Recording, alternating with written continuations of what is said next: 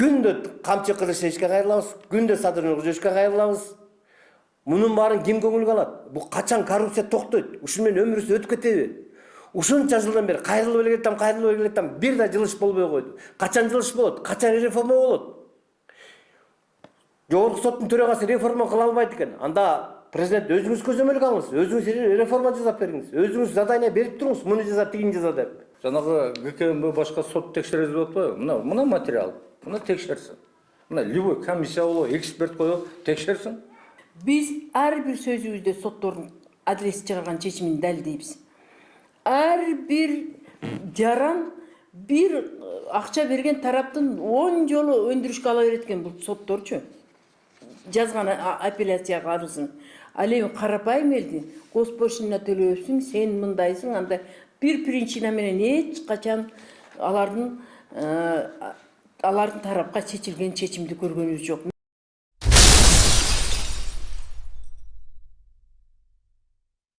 Кыргызстанда ушу мезгилде мурун деле эң проблемный маселелердин бири болуп, мына соттун иштерине элдердин наразычылыгы болуп келген да. Эмне үчүн наразычылык да? Себеби соттордун кабыл алган чечимдери же конституция, же мыйзамдарга мындай өтө дал келбей, туура эмес чечимдерди аябай көп да. Анан ошонун жабыр тарткан адамдардын саны, үйлөрүн алдырган, башка бизнес. Эми мамлекетте бул сот акыйкаттуулугу болбосо, бул эми мамлекетте эң негизги нерселердин бири да эми. Мыйзамдар иштебесе, акыйкат тууралык болбосо, бул өнүгүү маселеси өтө кыйын да. Эми мындай карасак, азыркы ушу менин оюмча, ушу сотторду баягы көз карандысыз, булар эч кимге баш ийбеш керек, чечимдерди самостоятельно кабыл алыш керек деп эле мыйзам тарабында азыр мен окуган мыйзамдар. Мына мисалы үчүн Конституцияда баягы 95-чи мыйзамда жазылып турат да. Соттор эч ким баягы чыгарган чечим Конституцияга, мыйзамдарга гана таянып чыгарат. Анан экинчиден соттун гарантиясы да. Ошол мыйзамга, Конституцияга таянып чечимдер чыгарган үчүн анын баягы неприкосновенный, кол тийгиздиги. Анан ошондон эле артынан кетет, баягы сот чыгарган чечим боюнча эч кимге отчет бермес. Отчет бергенге эмес жок да, мүмкүнчүлүгү жок. Эгер отчет талап кылгандар, булар наоборот баягы жоопко тартылат дегенче. Анан жанагы социальный гарантия кеткен, социальный гарантияда айтып атат, булар социаль айлык, пенсия, зарплата бүт бардыгы мындай нормальный болуш керек депчи. Ошонун айынан азыр мына соттордун айлыгы менин билишимче 90-110 миң да. Жанагы отпуска адамдар чыкса, же баягы сроку бүтүп, же сроку бүтпөй иштен, кызматтан кеткен болсо, жанагы компенсациялары 25 миллионго чейин болуп атпайбы? Эми азыр мыйзам боюнча алганда сот вообще кол тийгиз да. Бирок эми ошол учурда соттун чыгарган чечимдери силы коомдун наразылыгы болуп атпайбы? Чечимдери Конституцияда туура келген жок, мыйзамдарга туура келген жок, туура келбеген, баягы өзүнүн жеке кызыкчылыгы аркылуу деле чечимдерди кабыл алып атат да. Ошол үчүн баягы Конституцияда, эми Конституцияны ишке киргизиш үчүн жана конституциялык мыйзамдар бар да. Конституциялык мыйзамдын 3-беренесинде дагы ушул жана Конституция жазылган эле нормаларды көчүрүп киргизип койгон да. Анан менде суроо туулат да. Эмне үчүн эгер чыгарган чечими Конституция мыйзамга каршы келбесе деп туруп ошол жерге бир 3 пункт киргизиш керек да.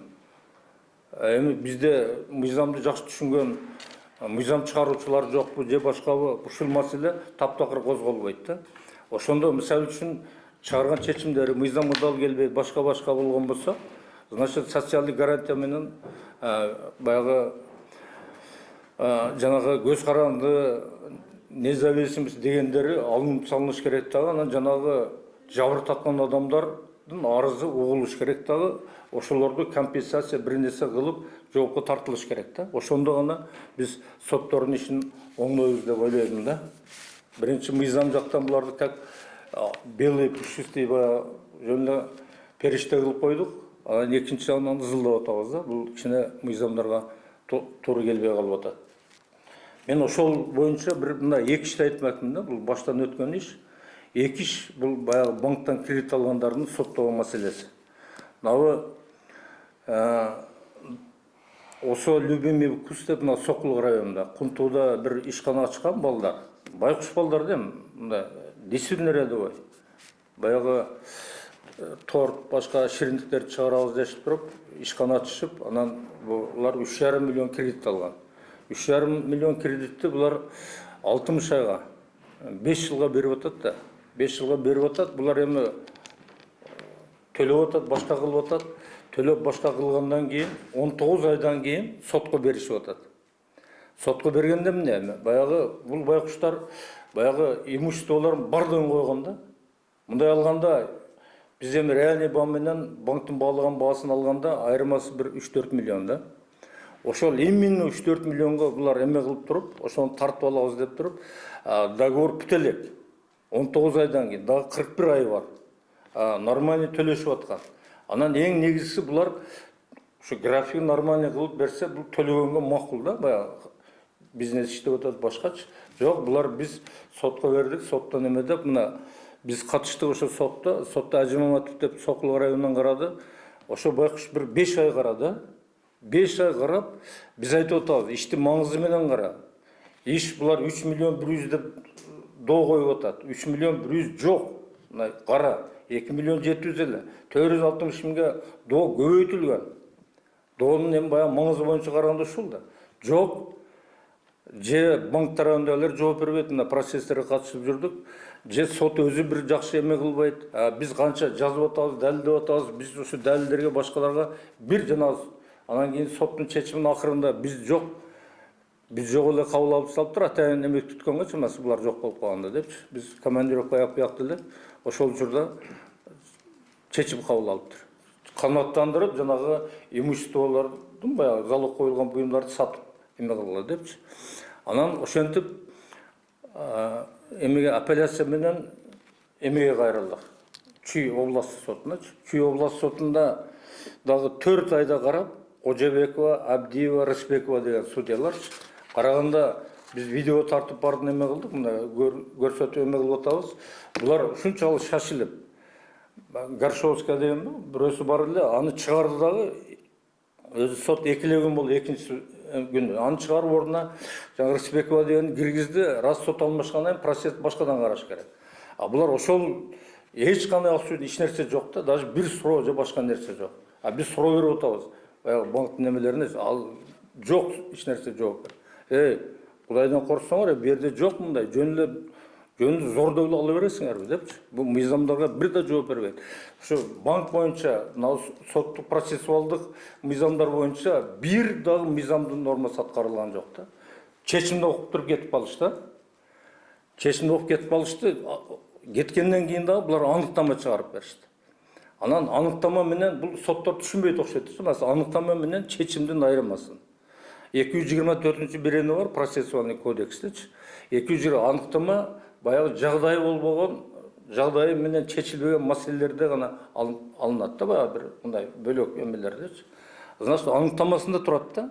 Значит, маселе баягы жагдайы боюнча каралган жок да.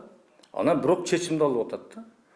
Анан ошону анан кийин биз эми жогорку сотко жаздык. Жогорку сотко жазсак, жөнү шылтоо да.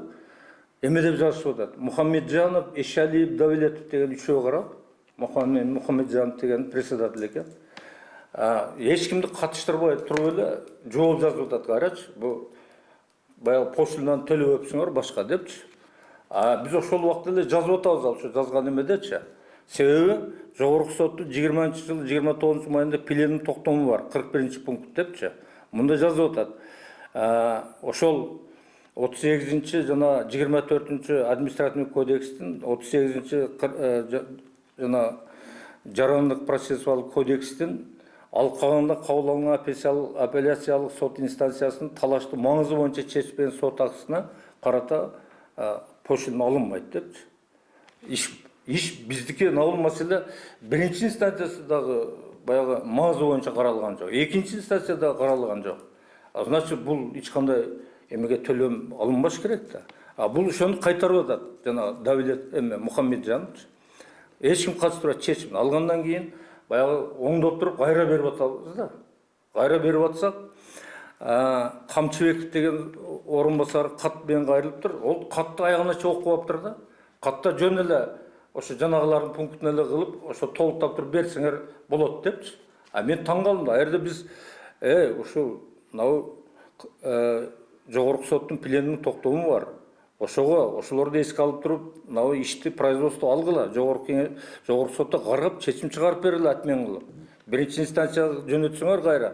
Биринчи инстанцияда чечип алабыз. Бул ансыз чечилбейт. Деп эме кылсак, ушинтип даже булар элдин тагдыры чечилип атат. Эч эме кылбайт экен да. Эми булардын максаты эмне болуп атат? Максаты ошо жана айттым, 3 миллион 100 доо коюшуп атат. Өзү доонун эмеси мындай мыйзам менен эсептегенде 2 миллион 720, айырмасы жана 400 миңден ашык болуп атпайбы? Анан 448.134 сомго көбөйтүлүп атат да. Анан эми азыркы жанагы процессуал немелер эмес да булар. Процессуал эмес менен эптеп ушу жабып, мен билбейм да, ушу байкуштарды ушу кичинекей бизнес баштап аткан немелерди өздөрү төлөйбүз деп атса, башка бизге график кылып берип атса, бул мындай аракети вообще эле бир мындай эме да. Максат булар жөн акча кылыш экен да. Жөн акча. Эми ушуну жанагы ГКМБ башка сот текшерет деп атпайбы? Мына материал. Мына текшерсин. Мына любой комиссия болобу, эксперт коюп текшерсин. Мына жок эле, мисалы үчүн мен 1 миллион карыз болсо, мен 2 миллион карыз кылып туруп эле берип анан өткөрүп, анан мен биякта буюмуму 2 эсе 3 эсе арзан кылып алган, аяктан 2 миллион бир адамга мен дагы бир мисалды айтып берем. Жалал Абадта дагы ошо окшогон иш, Жалал Абадта. Мына Байтүшүн деген банк экен, жанагы банк компаньон, жанагы соктулуктардыкычы. Бул Бостонова Гүлхан деген бизге кайрылган. Бул Жалал Абадтын шаардык соту анан немеде карап тур. Бул $35.000 кредит алган экен 17-жылы. Анан экинчиси 700 миң жана эме мененчи. Булар эми буну бүт дүйнө билет да. Баягы доллар менен кредит бул милдеттеме толку сом менен жазылат. Бу жерден ушу опять дагы соттун эмеси бар, өзүнүн пленумун токтому бар. Пункт 5 дейт: исковое заявление о взыскании суммы задолженности по заемным кредитным обязательствам должно соответствовать с требованиям 134, 135 статьи депчи. Дальше кетет. Лицо, обращающееся в суд, должно в исковом заявлении указать цену иска национальным с учетом требований статья 37 Гражданского кодекса Кыргызской Республики и представить расчет процентов. Пункт 7, 135. Расчет оспариваемой суммы. Оспариваемой сумманы бериш керек да. Булар болсо доллар менен эсептеп, доллар менен погашение алып, бүт абсолютно мыйзамсыз да. Аягына келип туруп, булар 2 миллион 584 миң ис коюп атат. Булар эми төлөгөн да, баягы 2 кредит боюнча. Төлөгөндө биз азыр мыйзам менен караганда биринчи кредитти 1 миллион 600 миңге завышен. 1 миллион, экинчи кредит боюнча, 700 миң боюнча. Жанагы иште эч кандай материал жок. Значит, сот вообще буну караган эмес да. Сотко ушу доон эле болсо, анан жанагы залог болсо, булар 2 үй коюптур, 2 үй где-то 9 миллионго жакын экен, ошол үйдү 2 миллионго алышып атат да. Ошол үйдү тартып алыш эле максатында болуп атат да. Анан муну мына булар да көрдү. Сен катыштың, Анан жогорку сотко келгенде бизге кайрылды, анан биз жанагы кассационный менен кайрылдык. Кайрылсак вообще кызык да, мындай таң каласың да. Эми соттордун ушунчалык абалы да. Бул биринчи сотту Жалал Абад шаарынын соту эме караган экен. Так. Алдарбай Рахат Кенжеев деген. Жок, бул Жалал Абад областынын эмеси экен. Жалал Абад областтык жарандык экономикалык иштер боюнча сот коллегиясы төралык кылган Шукуралиев, судьялар Кенжеев, Арзыкулова депчи. Булар наоборот, жанагы иш жагдайы менен каралбай атат. жөн баягы донун размерин алып туруп ошону чечип жанагы коюлган залогду сотукка коюлуу аркылуу чечилсин деп эле чечим кабыл алып атат да. Бирок булар чечим деп жазып атат. Соттун чечими деп, соттун чечими. Бу жерде булар аныктама алыш керек. Анан бир сөз менен айтканда бул нерсенин баардыгы рейдерлик захват болуп атат. рейдерский захват. Бу жерде көбүрөөк басым жасап айтсаңыз да, сиз дегенде карапайым эл көпчүлүк түшүнбөй калып атат да. Бул значит залог коюп өзү алдырып жүргөн деп. Жок, андай Сиз эмес. айтып аткан маселе ал залогко төлөй албай калган эмес. Төлөй алган эмес. Булар атайын неме кылып атат. Мен айтып атам да, бул жерде жанагы банк боюнча мыйзамдардын, жарандык кодекстин нормалары, мына сот процессуалдый, гражданский процессуалдый кодекстин бир да нормалары иштеген эмес. Бир дагы, мына эки маселе боюнча да. Муну эксперт кылабы, башка кылабы, бул текшерип көрсүн да. Абсолютно туура эмес да. Анан эми ошол Жалал Абад областынын жана Шүкүралиев, судьялар Кенжеев, Арзыкуловалар областын чечимин чыгарып берип атат. Анан биз мына катыштык, бизге келди мына жогорку сотко келгенде. Жогорку сотко келгенде биз кассациялык арыз менен кайрылдык. Ошо кайрылып, жана Арстанбаева төрайым, судьялар Мельникова, Батыралиевтер карашты 6 мартта. 6 мартта карап, мына бардык катышты, биз видео тарттык. Видео тарттык, а жерде айтты, баягы квитанцияңар жок депчи. Квитанция, баягы төлөнгөн квитанция копиясын тиркеп коет. Анда мына кайтарабыз деп вообще түшүнүксүз болуп калды. Ишти биз кабыл алдык, ишти значит кайтарды депчи. Биз ошону сураганбыз, кайтарсаңар аяктан чечип алабыз. Себеби бүт бардык мыйзамсыз болгон депчи. Десек, кийин көрсө 5 күндөн кийин результатын часто аласыңар деди. 5 күндөн да беришпеди, бир 10 күндөн алышты. Алса, жана чечим чыгарып коюштур, маселени карады деп. Эми баягы өткөрүлгөн соттун заседаниянын протоколу турат, биздин видео турат. Абсолютно не совпадает да.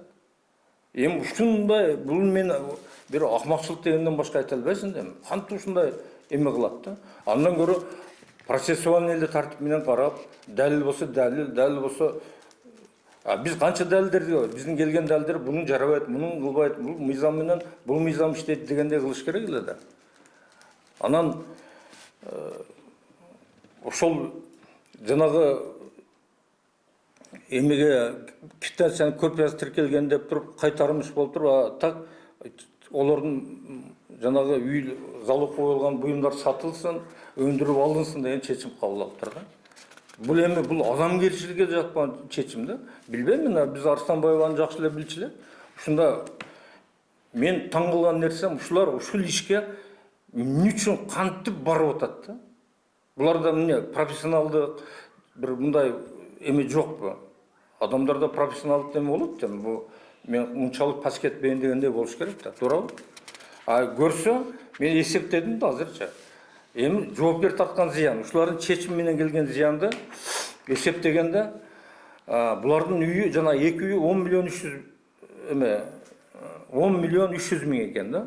Бай эки үйдүн баасычы. Булар аны 4 миллион 725ке баалаганда, айырмасы 5,5 миллион болуп атат да. Анан такталган доо 995 болуп атат. Булар 2 миллион 200 деп берип атпайбы? Доонун көбөйтүлгөнү 1,5 миллион болуп атат. Анан жана мамлекеттик алымды төлөтүп атат. Ошондо 7 миллион 200, почти 7 миллион 300 миңге эми сот тура эмес чечим алды деп кабыл алышыбыз мүмкүн да.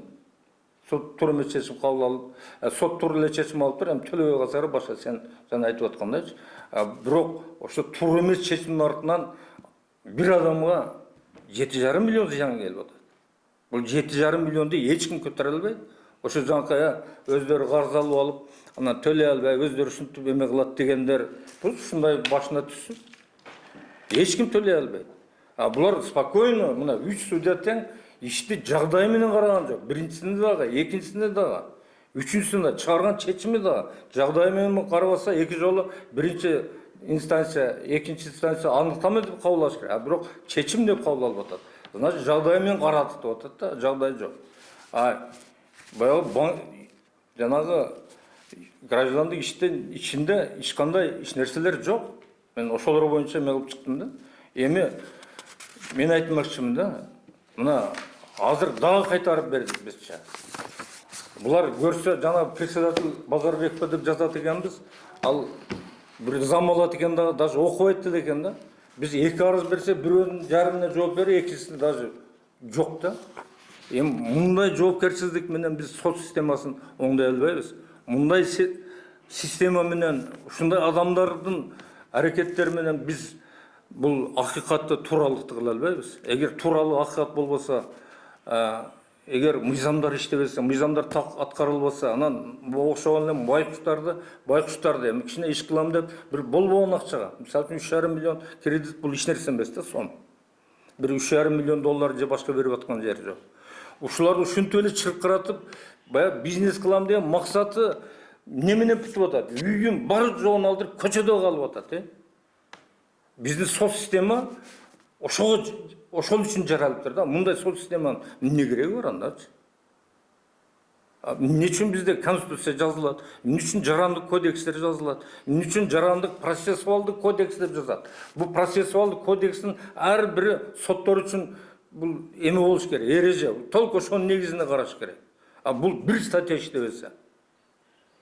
Ошон үчүн билбейм, ошо жанагы акыйкатты орнотом, коррупцияны жок кылам дегендер ушул соттор менен окшогон материалдар менен иштесин.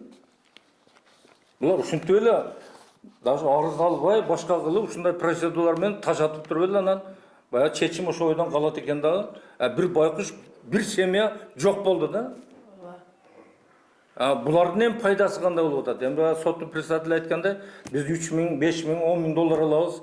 Анан көп алгандар бар дейт. Эми мындай болсо билбейм. Мэр жазы коомдук бөлмөсүн башкарып келе жатып, кандай төч аштыккен тик турган фактыларга туш болдук да. Мына менин өзүмдүн эле айылым Андарак айылында 18 үй бүлөнүн албаган акчага үйүнү тартып алып, соттордун адилетсиз чыгарган чечимдеринин негизинде бүгүнкү күнгө чейин карайлап көчөдө жүрүшөт. Ошондой эле кечээ күнү Кадамжай районундагы бир 13 жашар кызды зордукталган боюнча Элдияр деген баланы 13 жылга ал жок.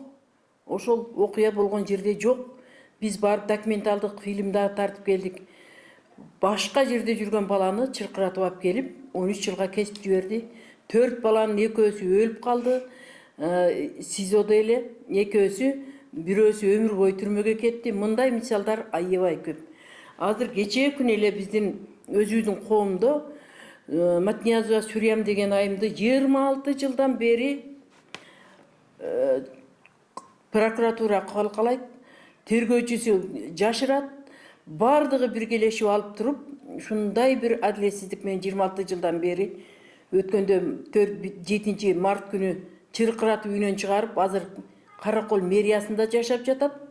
Ошо Каракол мэриясында жашап жатып, байкуш анан чыныгы мэриядагы кызматкерлер дагы өздөрүнүн туура эмес чыгарган чечимдерин моюнга алып, анан прокуратуранын кызматкерлерини прокуратурага бул жака кезде прокуратурага жатып алып жүрүп, ошо прокуратура өтүнүч келтирип туруп, азыр ошол Сүрям айымга Кыргызстан тарыхында биринчи болуп турак жай бергенге өтүнүч жүргүзүп жүгөттүр.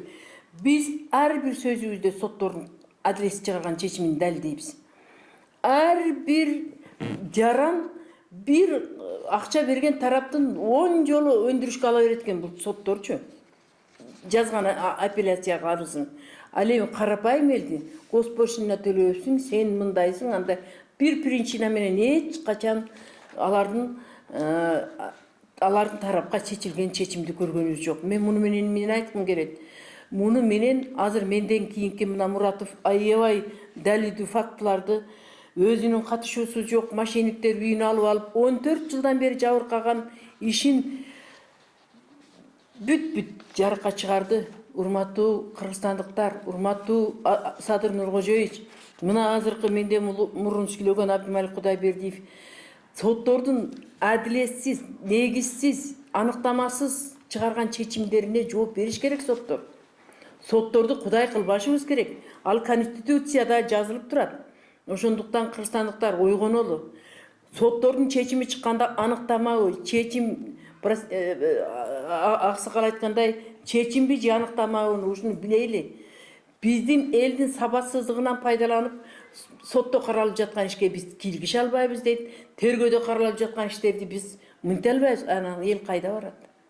Ишенген сотубуз ушинтип туура эмес чечимдерди чыгарып жатса, ишенген арыз жазып МВДга тапшырсак, ал каралбай, РППга ачылып канчалаган иштер каралбай жатса, азыр мына биздин коомдо Кудайбердиева Гүлжамила деген айымдын ишин Эрикова деген Гүлдана деген тергөөчү 2 жыл кармап жүрүп, бир эле подписти кайра эле өзүнүн подписине жиберип, ошентип анан жанагы жердеги шордук аялды 9 баласы менен үйүнө чыгарып салды. Ошондуктан мен Кыргызстандын элине кайрылам. Сабаттуу бололу. Сабаттуулардын ар бир сөзүн угайлы. Окуңуздар, билим алыңыздар. Ошо билимсиздигиңиздерден, сиздер юридикалык билимиңиздин жоктугунан ушул жерден аксап, анан өндүрүшкө сиздер албаганда, ошондо кылмыш иши менен барганда, кылмыш иши ачылып туруп сотко өтсө, анда госпошлина төлөбөстүгүн үйрөнүңүздөр. Жарандык тартипте барса госпошлина төлөнөт. Анда дагы майыптык, тияк-бияк социалдык көйгөйлөрүңүздөр болсо госпошлина төлөбөй жактарын үйрөнбөсөк, бизди кордоп, тебелеп тепсеп, сотко реформа жүргүздүк деп бир жердеги сотты экинчи жерге жиберип коюп, алар барып алып жаңыдан коррупцияны. Азыр Кыргызстанда коррупция гүлдөгөндөн гүлдөп, соттор байдан байып, колго түшсө дагы коркпой калды. Себеби соттордун кол тийбестиги бар деп алып. Ошондуктан кыргызстандыктарга менин кайрыларым, биз өзүбүз сабаттуу бололу. Өзүбүз билимдүү болмоюнча бизди булар тебелеп тепсей берет экен. Барыңыздарды ошол сабаттуулукка, билимдүүлүккө чакырам. Өзүбүздүн укукту өзүбүз коргобосок, адвокаттар акчаңыздарды алып, алар эч качан сиздердин кызыкчылыгыңыздарды коргобойт. Экинчи тарап менен биргелешип, эки тарапка иштеп элди күйдүргөн көптөгөн адвокаттарды дагы көрдүк. Ушуну менен мен сөзүмдү аяктайын. Себеби Урматтуу президент, урматтуу президенттик аппараттын өкүлдөрү, кызматкерлери, прокуратураны көзөмөлдөгөн, сот системасын көзөмөлдөгөн ушу аппарат жетекчилигине бүгүн күнү кайрылууга туура келип атат. 2011 жылдан бери ушу менин көйгөйүмдү толук бардыңыздар жакшы билесиздер. Жана мени бир нече жолу жеке кабылдалгансыздар. Бирок бүгүнкү чейин сот системасында бир дагы мындай жылыш болбой атат да, реформа болбой атат, тактап айтканда. Кандай 2011 жылы кандай кылмыш жазапка ишсе, бүгүнкү күндө ошондой эле кылмыш жазап атышат да. Мен сотторго эмне кылдым? Мен соттор менден өч алгандай, мен сотторго кандай мындай аласа бересем бар. Мен такыр түшүнбөй койдум да. Мына бүгүнкү күнү 24-жылы 11-январда Жайлы соту мени сотко катыштырбастан 2011-жылы өзүмдүн үйүм мүлкүмө камакка коюлду эле. Ошол себептен ошол камакты мени соттук өндүрүшүнө чакырбай, үйдү аресттен чыгарып салышып, үйдү саттырып ийишти. Ал судьянын аты Жоробаева Гүлнара Чырмашевна. Ошондой эле Москва райондук сотунда Кайпов деген дагы судья бар. Ал белгилүү судья. Мына ошол судьянын аркасынан дагы ал дагы бир арестин чыгарып берип салып, мени катыштырбай. Ал дагы ошо үйдү саттырып ийгенге ал дагы жол түзүп берди да. Булардын баардыгы 2011-жылы судья Самаков ушул үйдү камактан чыгардым деп жалган аныктама чыгарып, ал жалган аныктамасы госрегистрге, госнотариуска түшүп, ошонун негизинде жазалма сатып алуу келишим мошенниктер тарабынан жасалып, бүгүнкү күнү ортобузга атайла ошо соттор баягы спор жаратып атат да, талаш тартыштар жаратып атат. Акырында эми ушунча жыл күрөшүп келип, аны мошенник экенин, договор купли-продажасы подделка экенин аныктап бердим. Жана ал иш боюнча госрегистр, госнотариус, частнотариус жана мошенник адвокаттары сот жоопкерчилигине тартылган. Бирок срок давности ушу тергөө менен прокуратура жеп салгандыгына байланыштуу менин күнөөм эмес. Именно прокуратуранын кызыкчылыгы менен, тиги тергөөчүлөрдүн кызыкчылыгы менен сроктан өтүп кеткенден баштап алар камалбай калды. Камалбай калгандыгын баягы негиз кылып, ага да токтоп калбай, ошол эле мошенниктер ошо сотторго таянып, соттордун чыгарып берген аныктамасы менен үйүмдү сатып ийишти да, бүгүнкү күнү үй жок же акча тыйым жок, ушундай болуп калдым. Анан азыр ошо жогорку соттун төрагасы Замир Курамович айтып атат да, ошо 3 миң, 5 миң доллар, 10 миң долларга чейин бир коррупция катары эсептелбейт дегендей мааниде ошо ГКМнын төрагасы Камчек Кыдыршаевичке баягы жооп катарында айтты да. Даже 5-10 миң, 3 миң эмес. Ушул жерде Жайлы мурунку 2 судьясы Чырмашев, Урмат деген жигит 300 доллар менен колго түшүп кармалган. 300 доллар менен. Не то что 5 миң, 10 миң, же бир 3 миң доллар эмес. 300 доллар менен бирөөнүн тагдырын талкалап, ошо колго түшкөн. Ошонун колго түшкөндүгү боюнча ушул азыркы эле мен айтып кеткен Кайыпов деген Москва районундагы судьясы 10 февраль 20-жылы Чырмашев Урматты күнөөлүү кылып тапкан. Бирок Чырмашев бүгүнкү күнү күнөөлүү болуп, взятка менен күнөөлүү болуп, ошол мамлекеттик кызматтарда иштебес керек эле, бирок тескерисинче бүгүнкү күнү адвокат болуп иштеп жүрөт. Ал өзү соттолсо, Кайпов соттосо, ушинтип өкүмдү чыгарып атса Первомайский райондон, анан кантип ушул лицензия алып алды? Анын судимость деген справкалар каяктан чыгып атат? Же болбосо судимость эмес деген справкаларды кантип жоготту булар? Кантип лицензия алып алып бүгүнкү күнү иштеп атат? Анан кантип анан Кыргызстан оңолобуз? Күндө Камчы Кыдыршевичке кайрылабыз, күндө Садыр Нуркожоевичке кайрылабыз. Мунун баарын ким көңүлгө алат? Бул качан коррупция токтойт? Ушун менен өмүрүбүз өтүп кетеби? Ушунча жылдан бери кайрылып эле келатам, бир да жылыш болбой койду. Качан жылыш болот? Качан реформа болот? Жогорку соттун төрагасы реформа кыла албайт экен. Анда президент өзүңүз көзөмөлгө алыңыз, өзүңүз реформа жасап бериңиз, өзүңүз задание берип туруңуз, муну жаза, тигини жаза деп. Мына чистый фактылардын баарын алып келип берип атабыз. Дагы ушул сөзүм жалган болбосун.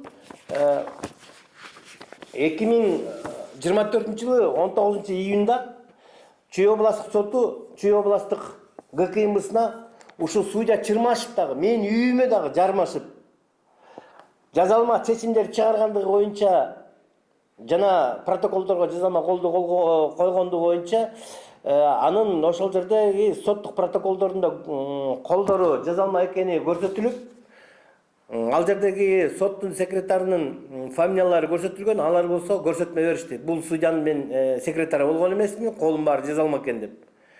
Андан кийин Пачевский экспертизага беришти ГКМ. 5-май 2024-жылы Пачевский экспертизасы чыгып келди, что секретарлардын колдору эмес, жалган кол, жазалма кол деп Пачевский экспертиза чыгып келди.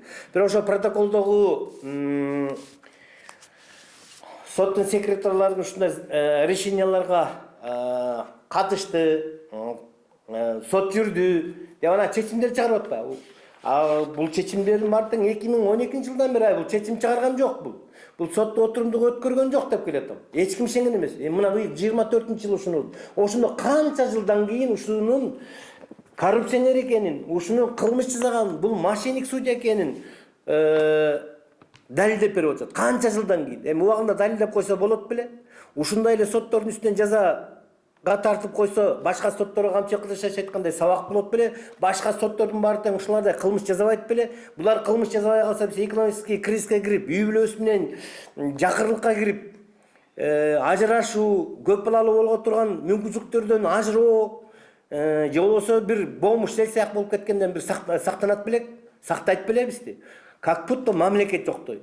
Не то что бүгүнкү күнү Чырмашевдин үстүнөн кылмыш козголгон эмес, даже кылмыш козголгон. Андан башка дагы Самаков Төлөн деген бар, Асанова Чолпон деген бар, Манабеков деген бар, Бостонов Нурдин деген бар. Мына ошолордун үстүнөн бүт бараттан кылмыш козголуп турат. Бүгүнкү күнү юридикалык баа бербейт. Ошолордун үстүнө козголгон кылмыш ишти ушул Манабеков, Самаков, Чырмашевдер баштаган. Ошол эми Верховный сотко чейин барып бүтүп атат да. Мунун кылмыштуулугу каякта? Эмнеде? Булардын максаты эмнеде? Только акча алыш. Бириң өлүп, бириң кал. Или же акча берсең, мыйзамсыз чечим чыгарамбы? Мыйзамдуу чечим чыгарамбы? Ошонун баары тең өзүбүздөн көз каранды дегендей чечимдерди чыгарып атат. Ошондуктан бүгүнкү күнү дагы бир жолу айтып кетейин. 2024-жылы Жоробаева Гүлнара Чырмашевна, 2016-жылы Турсунбеков, азыр Первомайский райондук соттун иштеп атат, Турсунбеков Таалай, Акылбекова Жылдыз Первомайский райондук соттун иштеп атат. Мына ушунун баары тең кылмыш жасап кетишкен. Кылмышкерлер болуп атат булар. Мына ушул менин жекелей менин башымда 2011-жылдан бери судья Самаховдун үстүнө козголгон кылмыштан бери бүт баарын анализ деп көрүңүздөрчү. Мына ГК менен тергөөсү менен. Бүгүнкүгө чейин соттор ротация болсо дагы соттордун коррупциясы токтобой атат. Беспрерывно жылдан жылга булар менен күрөшүп жүрүп менин жаштыгым, өмүрүм өттү. Мына урматтуу кыргызстандыктар. Анан кантип мен бирөө менен спорум жок, мен бирөөгө каршым жок. Бирөөгө каршым жок. Бирөө менден аласасы жок. Ошентип жөндөн жөн өзүмдүн жеке менчик үйүмдү бирөөгө тартып бериш үчүн госрегистр, госнотариус, частный нотариус, пограничный контроль, газовый хозяйство, прокурорлор, ушул иштин ичиндеги прокурорлор, судьялар, секретарлардын баары тең фальсификация жасашкан да. Анан акыркы күнү үйүмдү алып коюшту.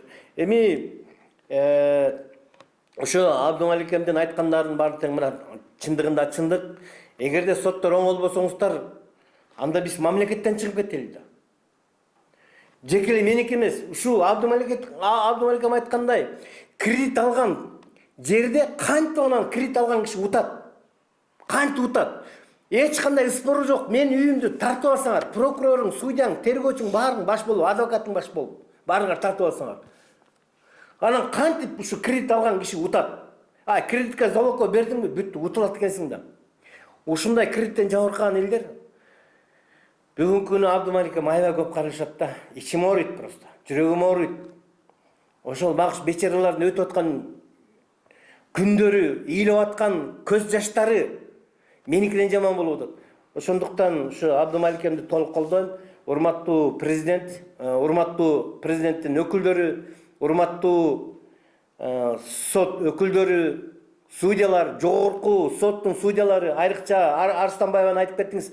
Арыстанбаева, сиз ошо Молдоканов, Мухамеджан үчөөң 8 июнь 2023-жылы мени кандай гана ыйлаттыңар? Мыйзамсыз чечимди чыгардыңар, мыйзамсыз. Мына ал боюнча дагы президентке 22 июль 24-жылы мына президентке кайрылдым. Бүгүнкү күнү жооп бере элек.